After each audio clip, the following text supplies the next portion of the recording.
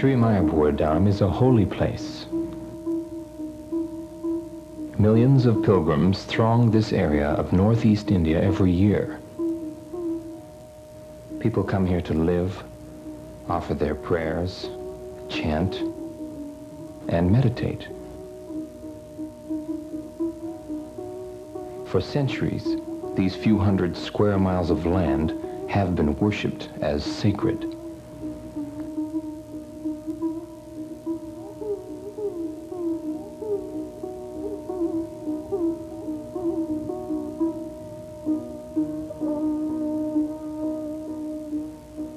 The rivers supply a constant flow of water, and the temples are always filled with songs and offerings to God.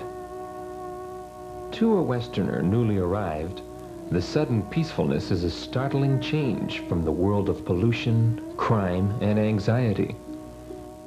But however beautiful and tranquil the scenery, you soon discover that a sacred place is actually made holy by the presence of the saintly people who have resided there in the past and who are living there in the present. Only a great person can transform a material place into a spiritual realm.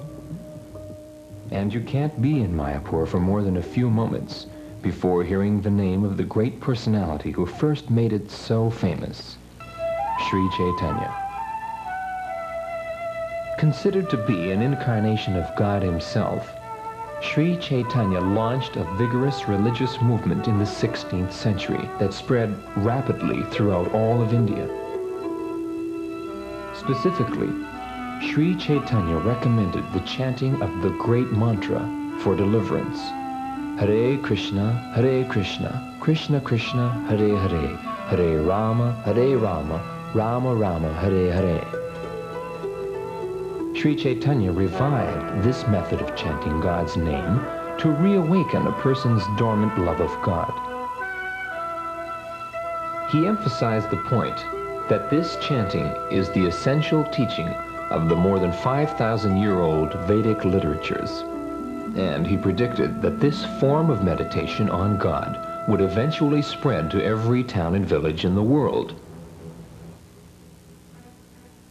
This prediction has been fulfilled by the Hare Krishna movement, which was brought to the West by His Divine Grace A.C. Bhaktivedanta Swami Prabhupada. Omniscient. He knows everything, but the living being does not know actually what is the position of the Supreme Personality of Godhead. It is interesting that this Krishna consciousness has been considered by some to be a new religious cult. But there can be no doubt, after visiting Sridham Mayapur, that this spiritual path has been alive for thousands of years.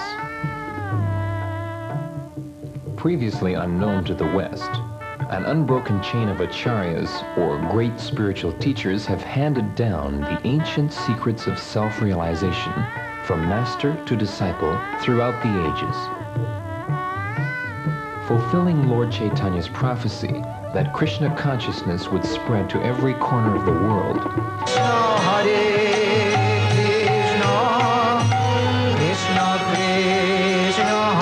wherever Lord Chaitanya led his Sankirtan festival, spontaneous love of God and profound spiritual knowledge blossomed in the hearts of the people.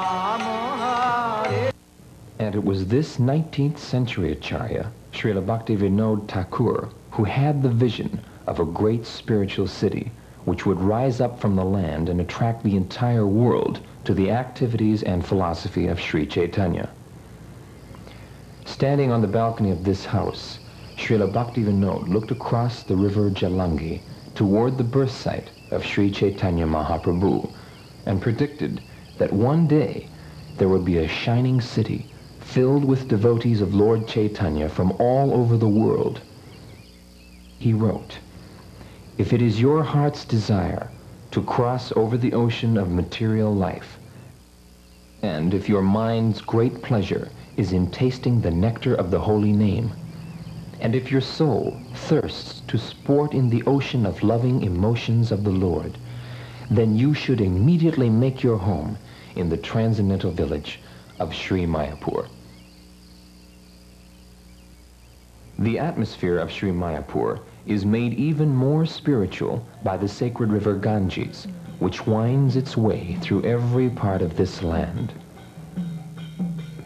Crossing the sacred Ganges, a modern pilgrim feels taken back in time as the boatmen maneuver their pansis across the water, just as they have done for hundreds, if not thousands of years. Sri Caitanya himself must have crossed this river innumerable times on a boat just like this, with his devotees chanting all around him.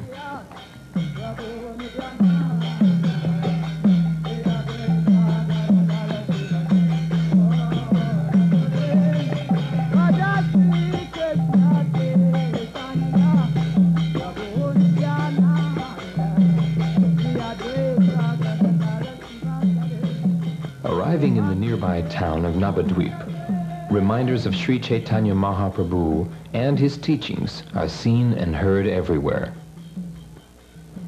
Everyone greets each other with traditional folded hands, pranams, and the by now familiar Hare Krishna, Hare Bol, which means chant the names of Krishna, or God. Everyone here seems to find a mutual benefit in chanting these names of God. Of course, there are innumerable names for God in India as everywhere else, and all of them are considered equally good by the followers of Sri Caitanya. But it is the 16 words, Hare Krishna, Krishna Krishna, Hare Hare, Hare Rama, Rama Rama, Hare Hare, that are described in the Vedic scriptures as the most effective means for attaining spiritual perfection in this age. They call it the age of Kali, an age in which people quarrel even over trifling things. And therefore, Sri Caitanya recommended that a common platform could be found in Sankirtan, the congregational chanting of the holy names of the Lord. He urged that people hold meetings to glorify the Lord in their respective languages, accompanying their chanting with melodious music and dancing. He assured his followers that practice of this Sankirtan would bring spiritual perfection without any of the efforts of undergoing rigid methods of yoga or asceticism. Sri Caitanya made this simple process available to everyone without restriction, regardless of birth or social standing.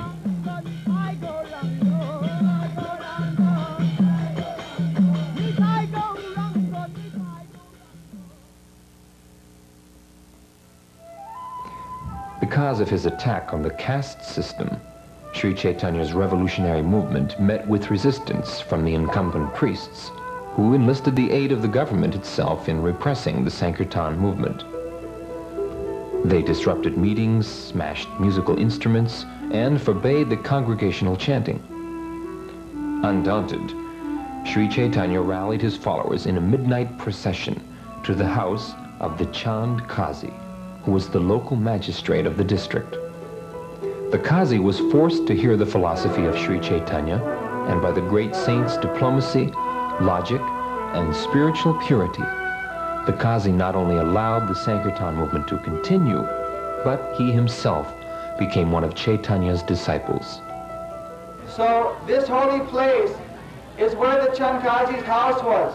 It is a raised portion behind here, where now the present village market is being held. This is the house of the Chand Qazi, is the foundation on which this marketplace is now founded.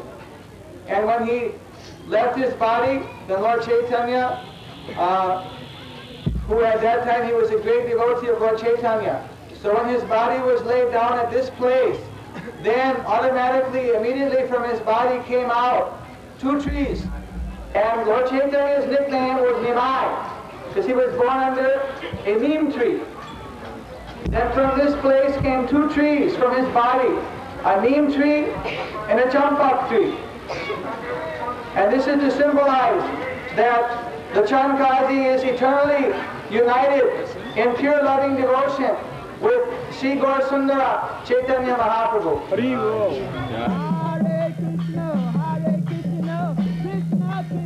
Sri Caitanya showed that this is not a dry philosophy, but one of great life, of chanting, dancing, feasting, and serving in innumerable ways.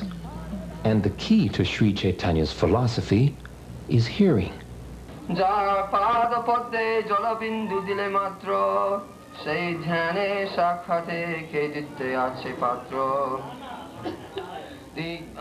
Seeing through sound is the most profound spiritual experience for anyone who comes to Sridham Mayapur.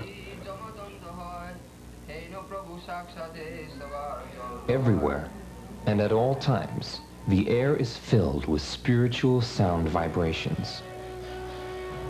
Almost every temple here has its own 24-hour-a-day congregational chanting, and one can hear these sounds traveling across the fields from every direction.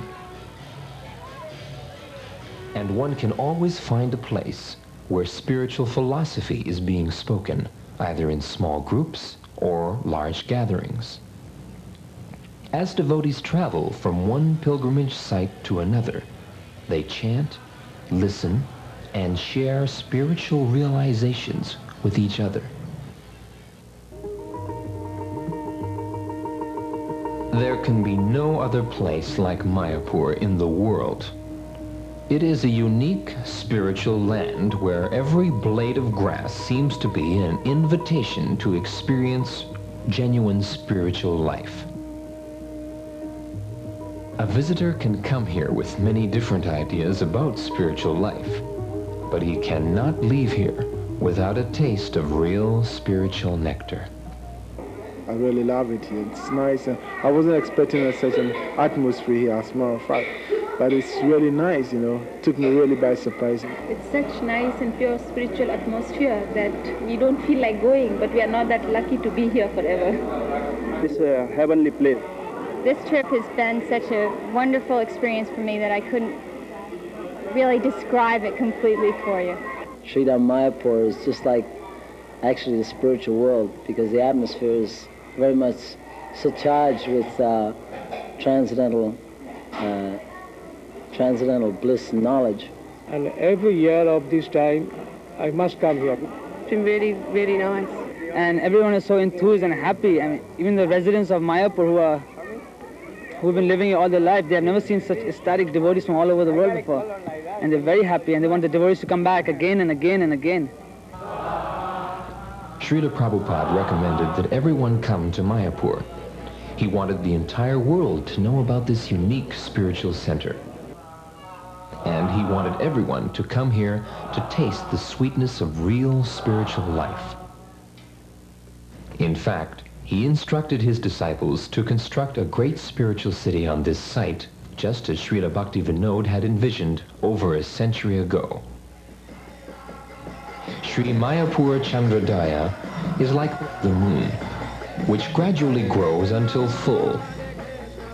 Bhaktivinoda Thakur himself said, "In the matter of staying here, one should not think of it as a material place, or disbelieve its glories, thinking it to be an ordinary place. Nothing in Mayapur Dham is material but the consciousness of the conditioned souls who think it so. It is eternally manifest as the abode of the holy name. Therefore, we humbly request everyone to cast aside all their mundane conceptions, raise their arms and sing.